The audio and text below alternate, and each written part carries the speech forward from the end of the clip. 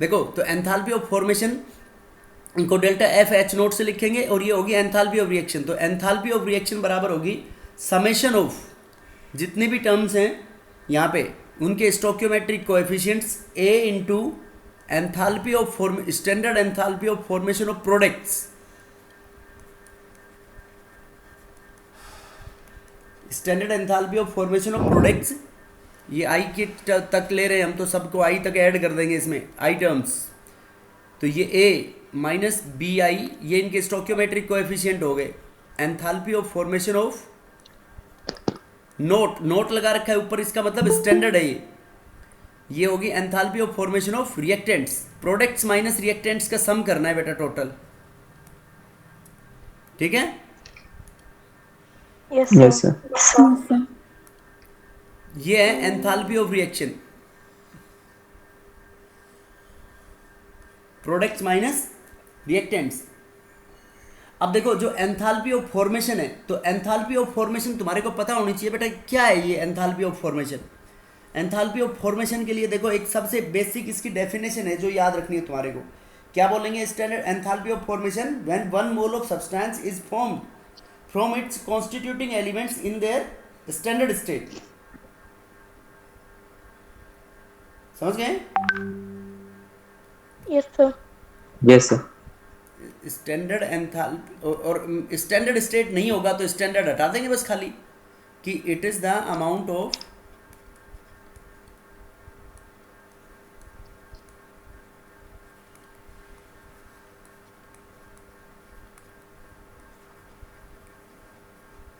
heat changes taking place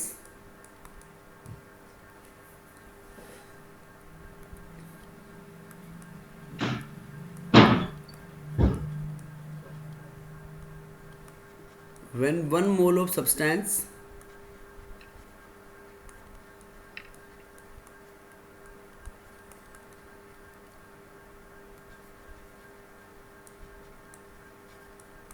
is formed from its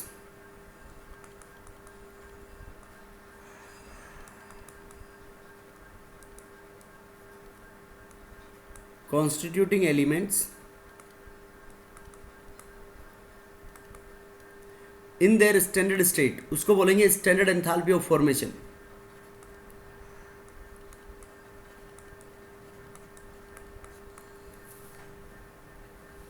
देखो amount of बहुत important है बेटा ये term, it is the amount of heat changes taking place when one mole of substance is formed from its constituting elements in their standard state. Standard state, right? Yes sir. Yes sir. बोलो बेटा कोई doubt है इसमें किसी को? No sir. अब no देखो sir. मैं कुछ लिख रहा हूँ, देखो इसको मेरे को ये बताना है तुम्हारे को कि इसको स्टैंडर्ड एंथैल्पी ऑफ फॉर्मेशन बोल सकते हैं या नहीं बोल सकते। देखो C carbon solid diamond plus O2 gas, it forms CO2 gas. इसको नहीं बोल। स्टैंडर्ड एंथैल्पी ऑफ फॉर्मेशन बोल सकते हैं CO2 की? No sir. नहीं बोल सकते। देखो CO गैस हो सकता है फर्दर रिएक्ट कर जाए हाफ ऑफ O2 गैस के साथ, तो हाफ ऑफ O2 गैस के साथ ये बनाएगी CO2 गैस। इसको स्टैंडर्ड, इसको एंथैल्पी ऑफ फॉर्मेशन कह सकते हैं बेटा CO2 की? बोलो, अरे बोलो बेटा, बोल सकते हैं नहीं ऐसा? No sir. बोल सकते हैं? नहीं सर। क्यों नहीं बोल No, सकते sir. बताओ? सर स्टैंडर्ड स्टेट तो कार्बन ग्रेफाइट होएगी ना। स्टैंडर्ड स्टेट कार्बन की ग्रेफाइट होएगी ना। वेरी गुड, कार्बन की ग्रेफाइट होगी। तो यहाँ पे तो हम CO2 किससे बना रहे हैं? कार्बन मोनोऑक्साइड से। कार्बन से। कार्बन मोनोऑक्साइड से बना रहे हैं, तो इसको नहीं बोल सकते ना बेटा enthalpy of formation. Yes sir, नहीं बोल सकते। Yes sir. बोलो बेटा, बात समझ में आई या नहीं आई? यस सर आइए। Yes sir. Yes sir. देखो उसके बाद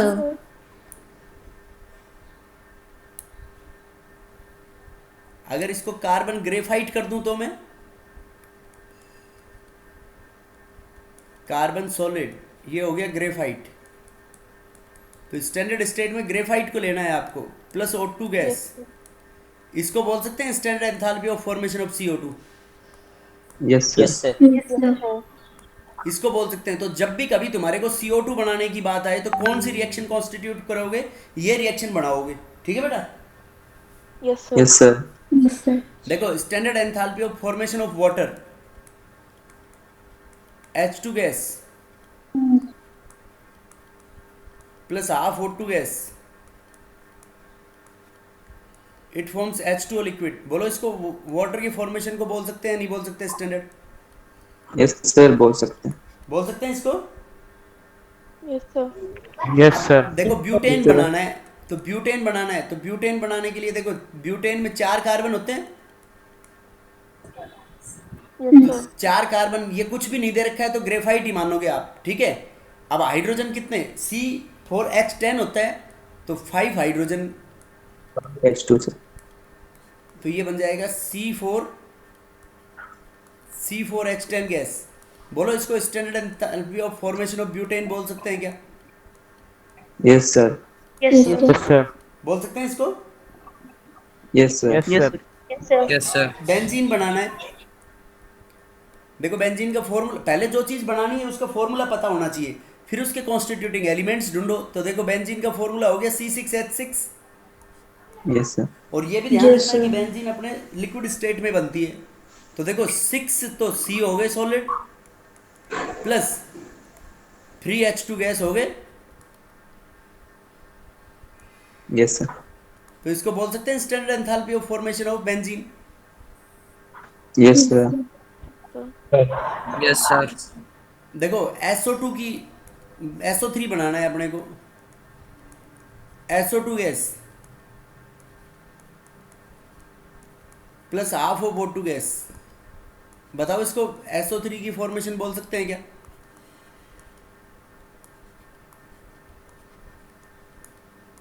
बोलो बेटा।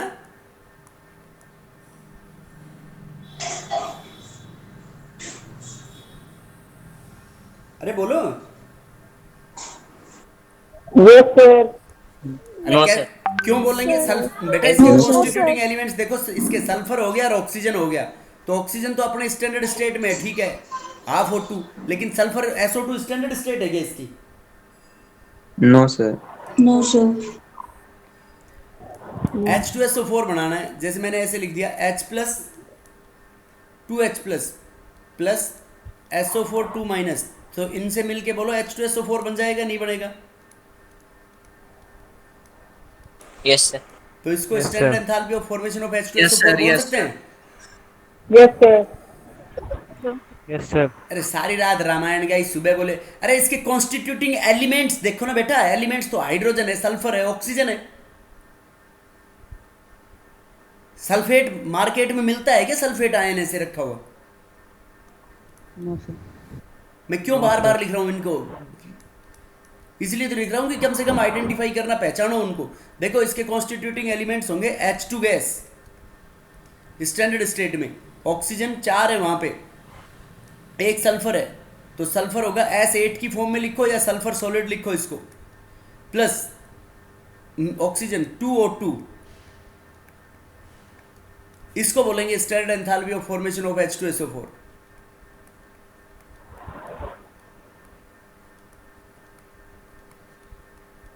समझ गए क्या। Yes, sir. Yes sir. Yes. Yes, sir.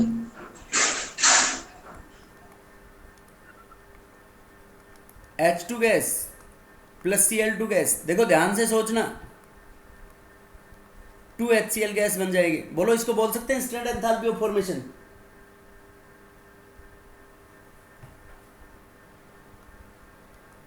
Yes. बोल सकते हैं क्या, Yes, sir. यस। सोचो।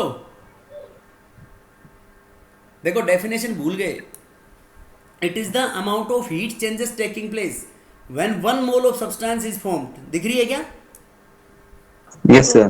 देखो चश्मा Yes, लगा के sir. देखो बेटा, फिर दिखेगी 1 मोल, मतलब फॉर्मेशन नहीं लिखेंगे बोल केवल 1 मोल बनाओगे तुम, ऐसे नहीं कितने भी मोल के लिए। तो इसमें लास्ट में कितने मोल बन रहे हैं, 2. Two. Two. टू तो यहाँ मोल्स पे क्या गड़बड़ है, यहाँ पे ये गलत है, इसमें 2 मोल नहीं होने चाहिए यहाँ पे, यस और no, Yes, sir. Yes, sir. Yes, sir. समझ गए।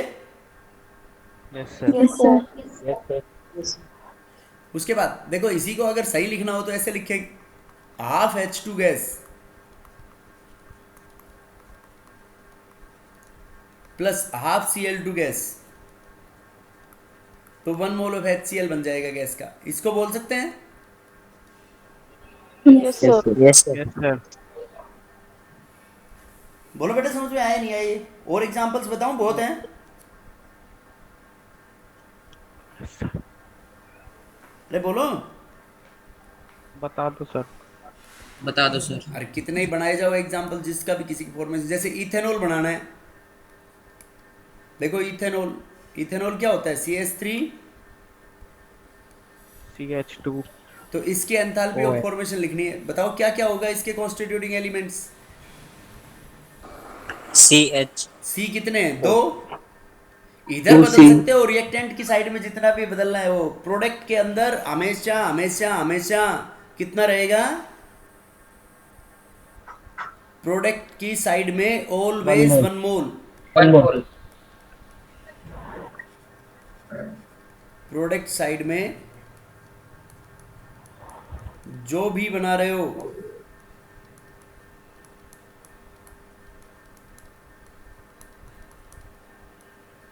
उसका 1 मोल बनाना है, राइट। Yes, sir. Yes, अगर sir. 1 मोल से ज्यादा बना लिया तो वो गलत होगा फिर आंसर, सारी वैल्यूज, क्योंकि ये अमाउंट पे डिपेंडेंट होती है, चेंज हो जाएंगी। तो देखो 2 कार्बन है इसमें, हाइड्रोजन देखो 3, 2, 5 और 1, 6, हाइड्रोजन कितने ले लें CH2. बेटा इसमें, 3H2. 3H2 गैस, ऑक्सीजन कितना ले लें, 1 ऑक्सीजन है, तो half O2 Half gas, right. Yes, sir. ऐसे लिखेंगे स्टैंडर्ड एंथैल्पी ऑफ फॉर्मेशन। बोलो कोई डाउट हो तो इसमें किसी को। No, sir. No, sir. No, sir. No, sir. चलो एक एग्जांपल और याद आ रहा है, ये भी लिख देते हैं, ammonia N2 gas plus 3/2 H2 gas, इससे बन जाएंगे 2 मोल्स ऑफ अमोनिया, 2 मोल्स नहीं 1 मोल बनाना है, तो 3/2 लिया है तो 1 मोल बन जाएगा ये, 1 मोल अमोनिया। अगर 2 बना दोगे तो नहीं बोलेंगे, और इसको बोल सकते हैं, Yes, sir. Yes, sir. Yes, देखो sir. नाइट्रोजन और हाइड्रोजन अपने स्टैंडर्ड स्टेट में है, yes sir. Yes, sir. Yes, sir. समझ गए बेटा। Yes, sir. Yes, sir. आप देखो एक बहुत इंपॉर्टेंट पॉइंट है, the standard heat of formation और standard enthalpy of elements in their standard और फ्री स्टेट, उनकी 0 मानोगे हमेशा, ठीक है बेटा। इसको अलग पेन से मार्क कर देते हैं, क्या बोला मैंने, नोट लगा लो, ये 2000 का नोट है एक, क्योंकि वैल्यू ढूंढोगे बाद में तुम, सर इसकी वैल्यू तो दे ही नहीं रखी, तो उसकी वैल्यू अपने आप 0 माननी है।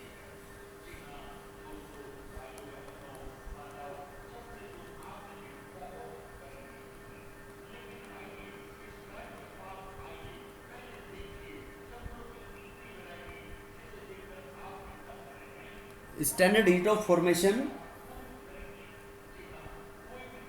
और enthalpy of elements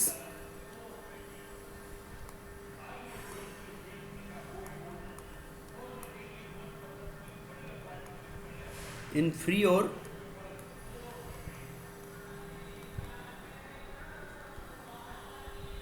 standard state कितनी मानोगे बेटा, 0. Zero.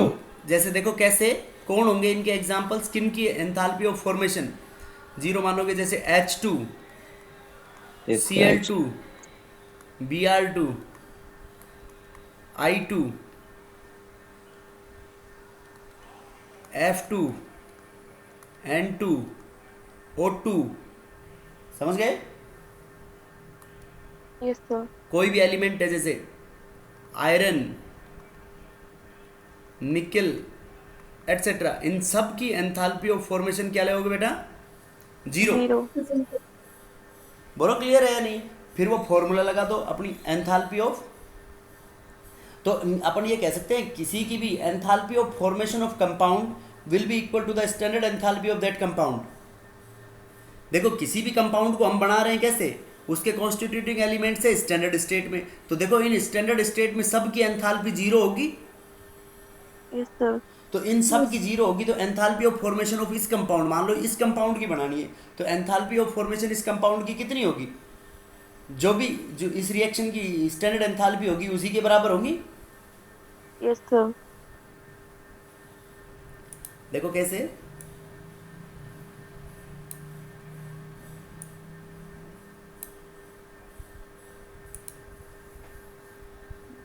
ये note 1 2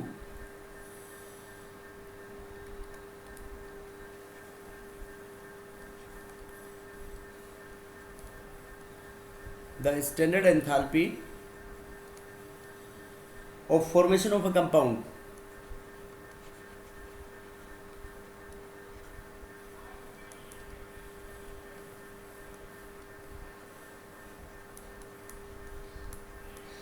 the standard enthalpy of formation of a compound is equal to the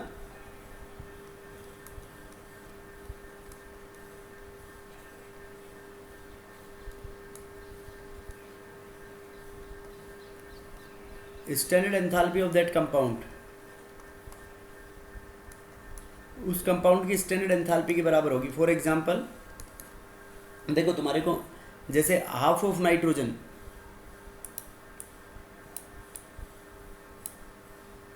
ये नाइट्रोजन बेटा यहाँ पे N2 इसलिए वो 2 मोल बना दिए थे, ये हाफ आएगा N2 यहाँ पे। देखो half of nitrogen gas plus 3/2 of hydrogen gas, और ये दोनों मिलके क्या बना रहे हैं, 2 मोल्स ऑफ, ये 1 मोल ऑफ अमोनिया। ये प्रैक्टिस में 2 मोल्स ही आते हैं, हमें सिंपल लिख देते हैं balanced equation, 1 mole of ammonia. तो देखो इस रिएक्शन की एंथैल्पी ऑफ फॉर्मेशन निकालनी है, तो एंथैल्पी ऑफ फॉर्मेशन ऐसे निकालेंगे हम, summation of enthalpy of formation of products minus reactants, HP note minus HR note, ऐसे निकालेंगे ना, जो सबसे स्टार्टिंग में फॉर्मूला लिखा था हमने, Yes sir. Standard enthalpy of formation of, ये देखो summation of enthalpy of formation of products minus reactants है ना बेटा, ये रहा। sir, Yes sir. तो देखो प्रोडक्ट्स माइनस रिएक्टेंट्स करनी है बस, वैल्यू तुम्हारे कुछ नहीं करनी, बहुत आसान क्वेश्चंस आते हैं इनके, बस तुम्हारे को अगर एंथैल्पी की डेफिनेशन आती है तो उससे बस ऐड सब्ट्रैक्शन आना चाहिए। तो देखो क्या होगी, ये प्रोडक्ट्स माइनस रिएक्टेंट, तो रिएक्टेंट बेटा इन दोनों की ये अपने स्टैंडर्ड स्टेट में है तो जीरो होगी ना इनकी। Yes sir. तो देखो स्टैंडर्ड एंथैल्पी ऑफ फॉर्मेशन को इस रिएक्शन के लिए मैं सीधी ये बोल सकता हूँ बराबर एंथैल्पी ऑफ प्रोडक्ट, मतलब जो भी अमोनिया की होगी वही उसी के बराबर होगी। Yes sir. समझ गए? अब देखो मैं कोई दूसरा Yes, sir. एग्जांपल बताता हूँ आपको, कोई क्वेश्चन लिखता हूँ, जैसे CO2 कंबशन रिएक्शन है कोई भी, तो कंबशन रिएक्शन के लिए निकालनी है, कंबशन रिएक्शन ले लो या कोई भी रिएक्शन ले ली, जैसे सिंपल थर्मोकेमिकल डिकम्पोजिशन रिएक्शन पढ़ी होगी ना तुमने, कैल्शियम कार्बोनेट की। बेटा कैल्शियम कार्बोनेट कैसे थर्मली डिकम्पोज होता है, ये वैल्यूज तुम्हारे को गिवन होगी। देखो CaCO3 सॉलिड, ये डिकम्पोज हो जाएगा किसमें, CaO solid CO2, CO2. Plus CO2 gas. अब इसकी एंथैल्पी ऑफ रिएक्शन निकालनी है, तो एंथैल्पी ऑफ रिएक्शन वो वही summation of products minus reactants हो जाएगी। yes sir, तो देखो इसकी एंथैल्पी ऑफ रिएक्शन, देखो बेटा कैसे लिखेंगे हम, इसकी एंथैल्पी ऑफ रिएक्शन बराबर होगी अपने पास कि enthalpy of formation of, standard enthalpy of formation of CaO का 1 मोल है ना यहाँ पे, yes sir, तो प्रोडक्ट्स के लिए plus standard enthalpy of formation of CO2 Yes, sir. Minus enthalpy of formation of CaCO3। बोलो बेटा ये फॉर्मूला लगेगा नहीं लगेगा? Yes, Yes, sir. sir. अब देखो जो भी वैल्यूज होंगी इनकी, देखो इसकी मान लो वैल्यू है स्टैंडर्ड एंथैल्पी ऑफ फॉर्मेशन, ये है इसकी x और ये है इसकी y और इसकी ये है z। तो तुम्हारा आंसर क्या आ जाएगा स्टैंडर्ड एंथैल्पी ऑफ रिएक्शन? ये बराबर हो जाएगा x plus Y minus z, right? Yes, sir. Yes, sir. और देखो मैंने इनके स्टोकियोमेट्रिक कोएफिशिएंट बेटा सबके 1 1 है, इसलिए मैंने मल्टीप्लाई नहीं किया यहाँ पे। ये भी 1 से मल्टीप्लाई होगा, ये भी 1 से मल्टीप्लाई होगा और ये भी किससे मल्टीप्लाई होगा? इंटू 1, क्योंकि तीनों के 1 1 मोल बन रहे हैं ना। Yes, sir. बोलो बेटा क्लियर है या नहीं ये बात? Yes, sir. Sir. Yes, sir. Yes, sir. देखो फिर अभी एक दो एंथैल्पीज की डेफिनेशन और हैं, फिर वो अपन अप्लाई करेंगे उनको। Enthalpy of combustion,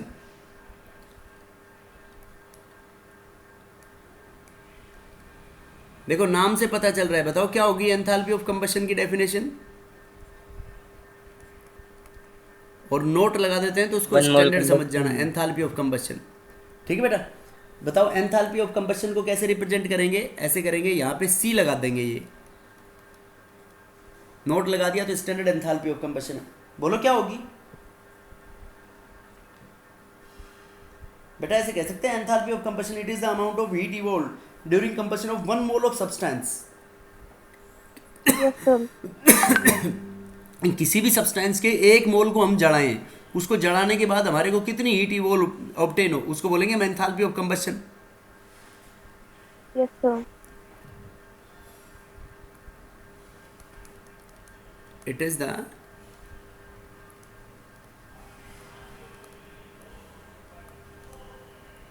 amount of heat evolved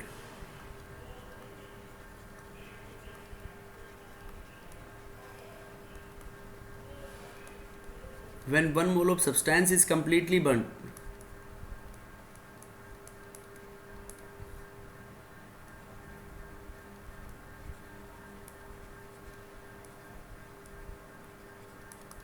right? उसी को बोलेंगे नहीं बोलेंगे बेटा? Yes, sir. कंप्लीट कंबस्शन के लिए उसको देखो, जैसे अपने को मीथेन का शो करना है तो methane gas plus O2 gas, इसका बेटा यहाँ पे देखो 1 मोल, ये सबसे इंपॉर्टेंट बात है। इसका कितना मोल जलाना है तुम बाकी कहीं भी बदल लेना, लेकिन जो मेन सब्सटेंस है जिसको तुम जला रहे हो उसका 1 मोल ही बनाओगे, राइट? तो हाइड्रोकार्बन जलते हैं तो उसके कंप्लीट कंबशन के प्रोडक्ट CO2 और वाटर बनेगा। अब ये देखो Yes, sir. Carbon one balance कर दो इसको, ऑक्सीजन 2 यहाँ पे 2 कर दो इसको, तो ये 2 ऑक्सीजन, देखो होगी बेटा बैलेंस रिएक्शन। अरे बोलो। Yes, sir. तो यहाँ पे जो भी हीट इवॉल्व होगी, जितना भी अमाउंट होगा, जैसे ये इसका डेल्टा H0C, तो वो किसके बराबर होगी? ये यहाँ पे एंथैल्पी ऑफ कंबस्शन के बराबर होगी, राइट? बोलो बेटा समझ में आया नहीं आया? Yes, sir.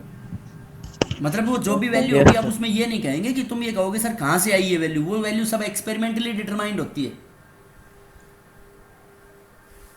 ठीक है? Yes, sir. अरे बोलो।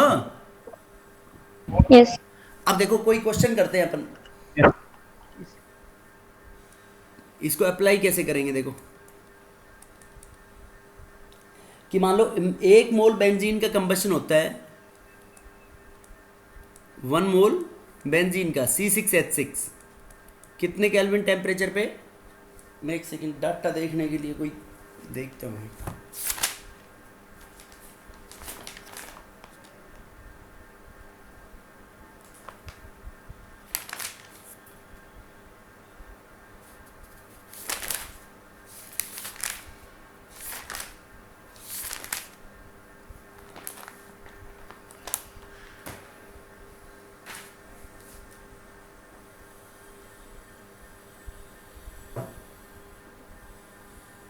देखो बेटा, ये मान लो कि 1 मोल ये बेंजीन का है, इसका कंबशन हो रहा है 298 केल्विन टेम्परेचर के ऊपर, ठीक है। अब 298 केल्विन टेम्परेचर और 1 बार प्रेशर, मतलब स्टैंडर्ड कंडीशंस हैं। Yes, sir. तो Yes, उसके sir. कंबशन के बाद देखो CO2 और वाटर बनेंगे, ये याद रखना है। तो जो कंबशन के अंदर हीट रिलीज हो रही है, ये delta H note of combustion of benzene, किसका है ये बेटा? बेंजीन का। वो जो हीट रिलीज हो रही है, देखो ऐसे दे देंगे कि इतनी हीट रिलीज हुई, तो उसमें एंथैल्पी का साइन अपने आप तुम्हारे को नेगेटिव लेना पड़ेगा। Yes, sir. Yes, sir. Yes. नहीं समझा बेटा बात? समझ गए समझ मतलब गए। ऐसे कह देंगे कि इतनी हीट रिलीज हो रही है जब उसका कंबशन हो रहा है, तो अपने आप ये क्वेश्चन में लिख रखा है, मैं क्वेश्चन से ही पढ़ रहा हूँ इसको, और उसमें साइन नेगेटिव नहीं दे रखा है, अपने आप कंसिडर करना पड़ेगा तुम्हारे को। फिर उसके बाद तुम्हारे को जो वैल्यूज गिवन है, standard enthalpy of formation of CO2 दे रखी है। Standard enthalpy of formation of CO2 बराबर है -393.5 kilo joule per mole, and standard enthalpy of formation of water दे रखा है -285.8 किलो जूल पर मोल। अब इसमें पूछा क्या है? Calculate the standard enthalpy of formation of benzene. Standard enthalpy of formation of benzene पूछा है ये। तो देखो बेटा, इसको कैसे अप्लाई करेंगे, बहुत आसान है, इसको ध्यान से देखना है। देखो देखो बेटा, बेंजीन की तुम्हारे को एंथैल्पी ऑफ कंबशन दे रखी है ना, जो जो दे रखा है उनकी रिएक्शन बना लो सबसे पहले। देखो बेंजीन की एंथैल्पी ऑफ कंबशन दे रखी है ना, Yes, sir. तो बेंजीन का फॉर्मूला क्या हो गया? सबसे पहले C6H6 लिक्विड कंबशन का मतलब जब हम उसको जलाएंगे ऑक्सीजन की प्रेजेंस में, तो फाइनल प्रोडक्ट हमेशा कार्बन और हाइड्रोजन है, तो क्या बन जाएंगे? CO2 plus H2O, Yes, sir. sir. Right. Yes, sir. अब देखो यहाँ इसका तो 1 मोल रखना है, बाकी बैलेंस कर दो। इसको नहीं बदल सकते तुम बैलेंस करने के लिए, अगर इसको बदल दिया तो पूरा गड़बड़ हो जाएगा क्वेश्चन। ये बहुत इंपॉर्टेंट है, जहां भी 1 मोल बोल रहा हूं मैं, इसका मतलब 1 मोल ही होना चाहिए, बार बार फोकस कर रहा हूं उसके ऊपर, ठीक है बेटा। Yes, sir. तो देखो C6H6 लिक्विड है, तो C6H6 Yes, sir. लिक्विड है प्लस ऑक्सीजन गैस, तो ये ऑक्सीजन गैस के साथ जब इसका कंबशन होगा, ये 1 मोल लिया हमने इसका। अब इसका देखो कार्बन 6 है, तो यहाँ पे भी कार्बन 6 कर दो। Yes, sir. उसके बाद देखो हाइड्रोजन, मैंने एक तरीका बताया था कि इस ऑर्डर में बैलेंस करना रिएक्शन को। कौन? हाइड्रोजन देखो यहाँ पे 6 है, तो यहाँ पे 3 कर दो बेटा हाइड्रोजन, राइट। Yes. अब ऑक्सीजन देखो 6 2 12 और 3 15, तो यहाँ पे हम 15 कर by- सकते हैं इसको 15/2। Yes, sir. तो देखो ये तुम्हारे को गिवन है, इसकी वैल्यू कितनी दे रखी है बेटा? इसकी वैल्यू दे रखी है एंथैल्पी ऑफ कंबशन बराबर -3267 किलो जूल पर मोल, राइट। Yes, sir. अब उसके बाद देखो enthalpy of formation of CO2, तो CO2 की देखो क्या रिएक्शन बनेगी? कार्बन सॉलिड ग्रेफाइट में होगा प्लस O2. O2 गैस, तो इससे क्या बन जाएगा अपने पास?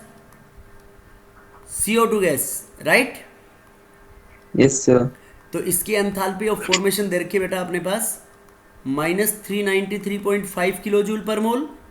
उसके बाद enthalpy of formation of water, देखो वाटर कैसे बनेगा? Hydrogen gas plus half of oxygen gas, तो ये बन जाएगा अपने पास क्या? H2O liquid. तो ये Yes, sir. इसकी एंथैल्पी ऑफ फॉर्मेशन दे रखी है स्टैंडर्ड -285.8 किलो जूल पर मोल, ठीक है बेटा, ये दे रखी है। अब तुम्हारे को निकालना क्या है? एंथैल्पी ऑफ फॉर्मेशन निकालनी है, किसकी? बेंजीन की, ये बेंजीन। निकालनी है ना। Yes, sir. तो देखो एंथैल्पी ऑफ फॉर्मेशन की क्या रिएक्शन बनी? C carbon solid plus hydrogen gas, इनसे मिलके 1 मोल बनाएंगे हम C6H6, राइट।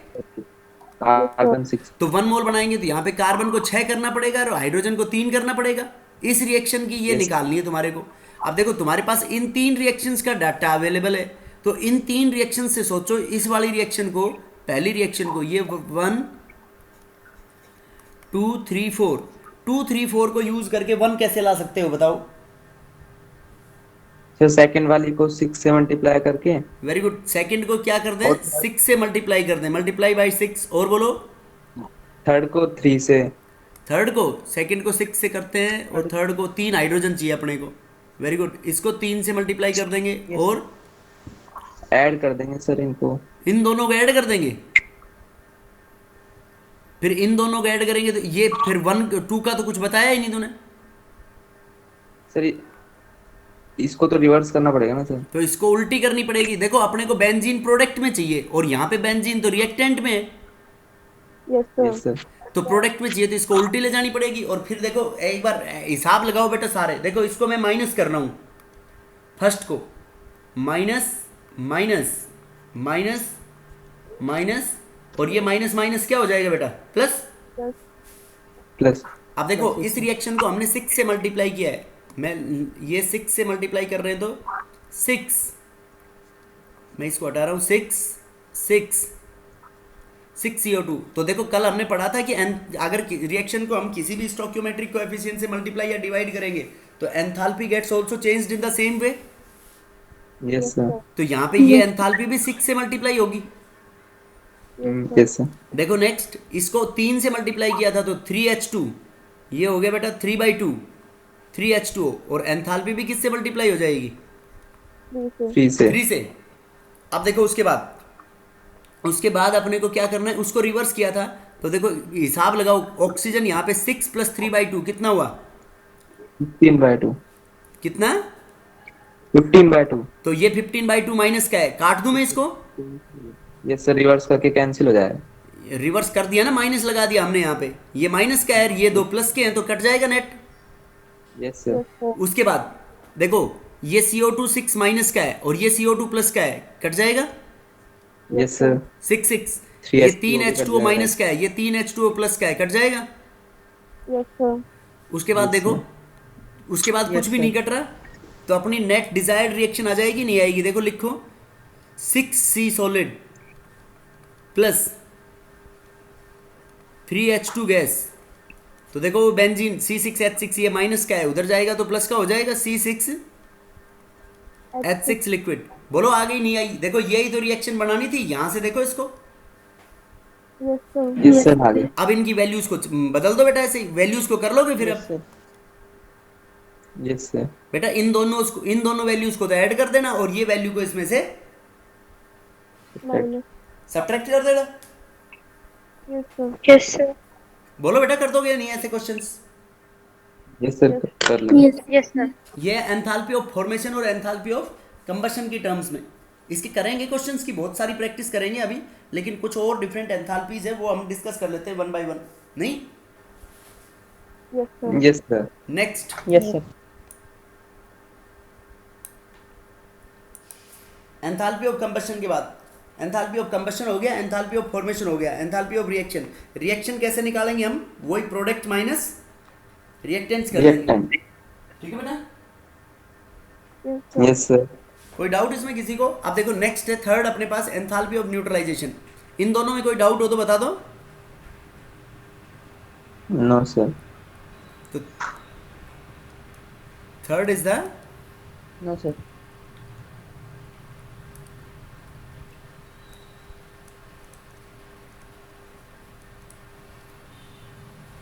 देखो एंथैल्पी ऑफ न्यूट्रलाइजेशन नाम से पता चल रहा है, बताओ क्या होगा।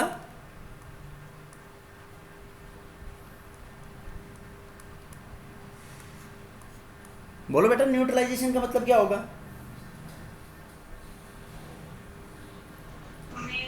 बेटा कौन बताएगा।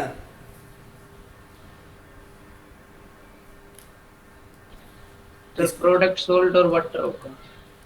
प्रोडक्ट सोल्ट और वाटर, वो तो न्यूट्रल से बता रहे हो तुम। देखो डिफाइन करो, 1 मोल ही आएगा, जैसे 1 मोल का कंसेप्ट ले रहे थे ना हम इसमें, Yes, sir. तो 1 मोल तो जरूरी नहीं कि हर एसिड और बेस 1H प्लस और 1OH माइनस देता है। बेटा हम नॉर्मेलिटी पढ़ते हैं ना, नॉर्मेलिटी नानी बराबर एन इंटू मम्मी, तो नॉर्मेलिटी बेटर टर्म है या मोलैरिटी बेटर है। बेटा नॉर्मेलिटी बेटर है ना, क्योंकि नॉर्मेलिटी में वैलेंसी फैक्टर इंक्लूड नहीं हो जाता है क्या। Yes, sir. तो नॉर्मेलिटी में वैलेंसी फैक्टर इंक्लूड हो जाता है तो हम क्या कहेंगे कि it is the amount of heat evolve during complete neutralisation of 1 gram equivalent of acid is neutralised by 1 gram equivalent of base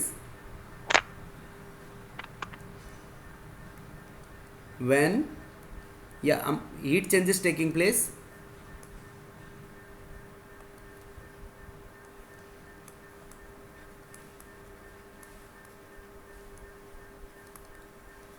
heat evolved when 1 gram equivalent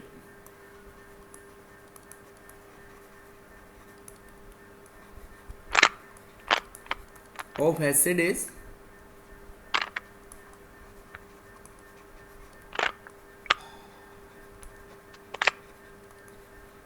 completely neutralized by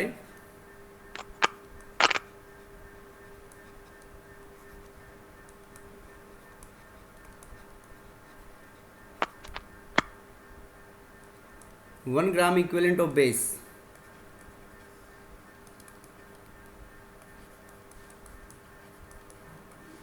in their dilute solution, उनके dilute solution में 1 gram equivalent acid का जब completely neutralise हो जाए 1 gram equivalent of their base in dilute solution और dilute aqueous solution बोल सकते हैं, उसको बोलेंगे हम एंथैल्पी ऑफ न्यूट्रलाइजेशन। नहीं समझे? समझ गए सर। आप देखो एक इसके अंदर इंपॉर्टेंट नोट याद रखना है कि जब भी कभी स्ट्रॉन्ग एसिड और स्ट्रॉन्ग बेस के अंदर न्यूट्रलाइजेशन होती है उनके 1 ग्राम इक्विवेलेंट में, तो मतलब 13.7 और 57.1 किलो कैलोरी, ये हीट की वैल्यू याद रखनी है तुम्हारे को, अगर गिवन भी नहीं हो तो स्ट्रॉन्ग एसिड और स्ट्रॉन्ग बेस की टर्म्स में।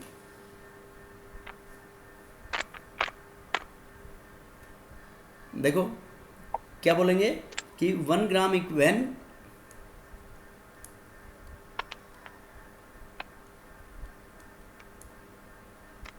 1 gram equivalent of strong acid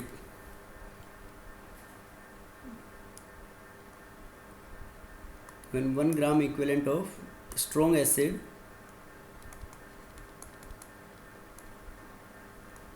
is completely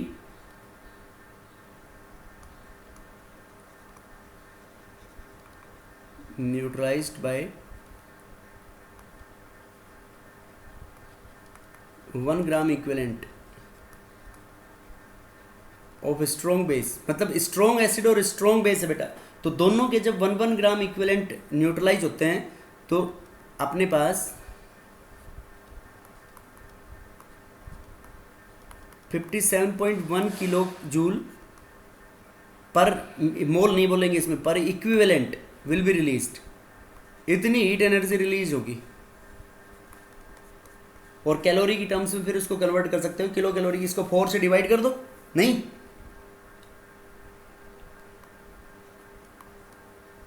और -13.7 किलो कैलोरी पर इक्विवेलेंट, इतनी हीट एनर्जी रिलीज होगी बेटा। तो इसको हम ऐसे बोल सकते हैं कि कितनी हीट रिवॉल्व हो जब H+ और OH- combine to form H2O, yes और no? Yes sir. Yes sir. तो ये वैल्यू तुम्हारे को याद रखनी है। जैसे देखो एक सिंपलेस्ट एग्जांपल लें अपन, इसमें HCl ले लिया, तो HCl बोलो, HCl का तो इक्विवेलेंट वेट नॉर्मेलिटी और मोलैरिटी बराबर होगी दोनों की, क्योंकि एक एक H+ और OH- दे रहे हैं ना HCl और NaOH। Yes sir. तो ये बन गया अपने पास NaCl + H2O, राइट? तो देखो 1 ग्राम इक्विवेलेंट यहाँ पे हो गया इसका सोडियम हाइड्रोक्साइड का, 1 ग्राम इक्विवेलेंट इसका, तो यहाँ पे एंथैल्पी ऑफ न्यूट्रलाइजेशन सभी स्ट्रॉन्ग एसिड और बेस में सेम होगी बेटा। कितनी होगी ये? -57.1 किलो जूल पर मोल पर इक्विवेलेंट, या यहाँ पे तो पर मोल भी बोल सकते हैं, नहीं बोल सकते? अरे बोलो। Yes sir. Yes, sir. देखो इक्विवेलेंट वेट, अरे वैलेंसी फैक्टर को मल्टीप्लाई करेंगे ना इसमें, तो यहाँ पे दोनों का वैलेंसी फैक्टर 1 है ना बेटा। Yes sir. देखो अगर मान लो वैलेंसी फैक्टर वेरिएबल है, तो वेरिएबल है तो उसमें मोल बदल जाएंगे उसके। देखो मान लो यहाँ पे ले लें ये एसिड दो वाला ले लें कोई भी, H2SO4 जो 2H+ दे सकता है, और बेस ले लिया हमने NaOH, तो NaOH के 2 मोल कंज्यूम होंगे नहीं होंगे इसके साथ न्यूट्रलाइजेशन के लिए? तो ये बनाएगा अपने पास Na2SO4 sodium sulphate plus H2O, right? बोलो बेटा। sir. Yes, sir. तो इसमें बताओ कितनी हीट रिलीज होगी, क्या लिखोगे इसको एंथैल्पी ऑफ न्यूट्रलाइजेशन को? बेटा एंथैल्पी ऑफ न्यूट्रलाइजेशन सब में वही होगी, माइनस 57.1 किलो जूल पर इक्विवेलेंट, राइट? Yes, sir. और अगर पर मोल लिखना हो तो क्या करें हम इसको? बेटा पर मोल लेना होगा तो 2 मोल कंज्यूम हो रहे हैं ना, वैलेंसी फैक्टर देखो इसका भी 2 हो गया और इसके 2 मोल कंज्यूम हो रहे हैं, Yes, sir. तो ये क्या आ जाएगी? और हम इसको लिख सकते हैं minus 57.1 kilo joule per mole into 2, right? Yes, sir. अब देखो कोई भी अगर वीक एसिड या वीक बेस है तो वीक एसिड और वीक बेस में क्या होता है बेटा? वीक एसिड और वीक बेस, वीक एसिड्स पूरी तरीके से डिसोसिएट नहीं होते ना?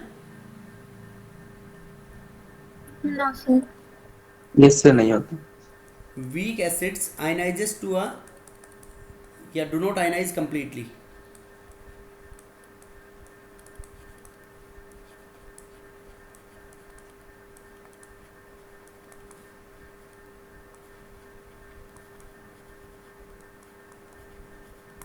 वीक एसिड पूरी तरीके से आयनाइज नहीं होते बेटा, तो पूरी तरीके से आयनाइज नहीं होते तो बताओ क्या करोगे?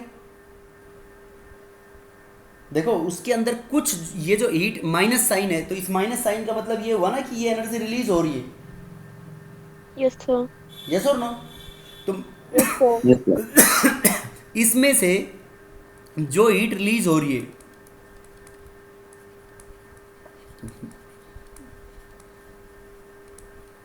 जो हीट रिलीज हो रही है उसमें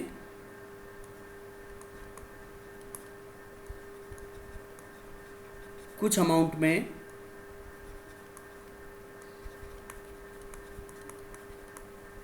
हीट एब्जॉर्ब हो जाएगी वीक पार्ट को डिसोसिएट कराने के लिए. वीक एसिड हो चाहे वीक बेस हो,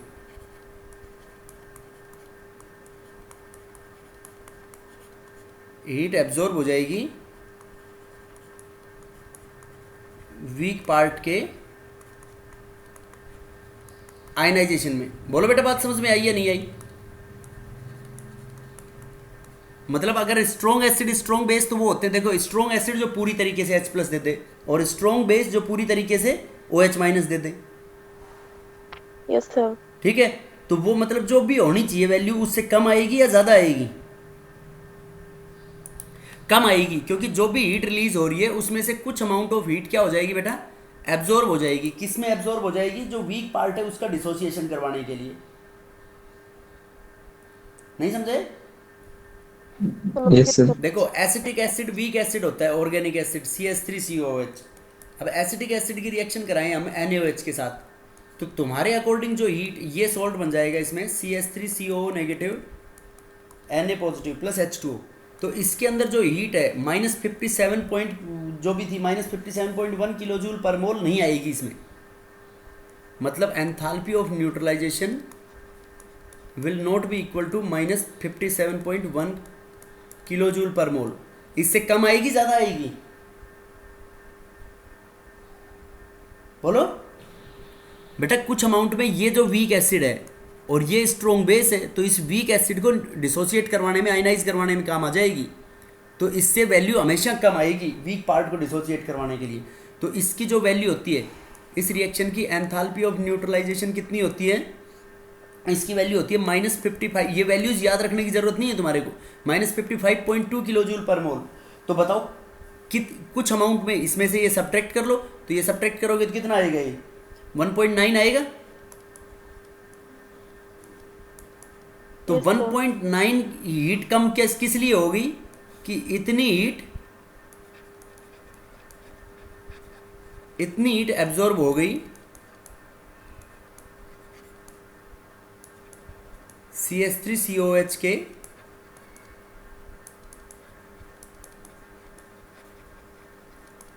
आयनाइजेशन के लिए, इसलिए कम हो जाएगी बेटा ये. बाकी जो नेक्स्ट एंथैल्पीज है that we are going to discuss tomorrow.